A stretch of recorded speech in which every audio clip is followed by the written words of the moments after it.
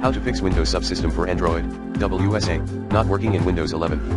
Here are some tips. 1. Uninstall your VPN or disconnect your system from any active VPN/proxy server. 2.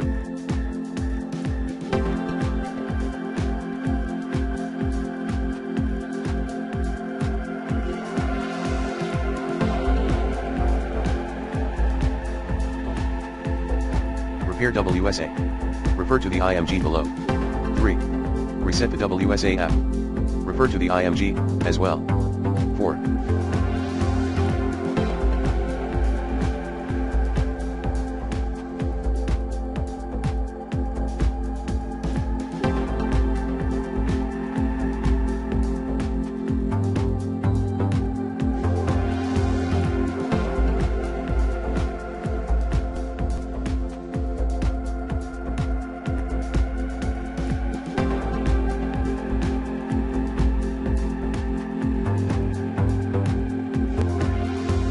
Update the Microsoft Store framework via Microsoft Store's library pane.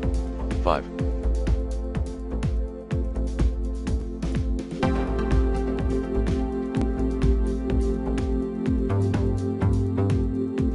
Update Windows.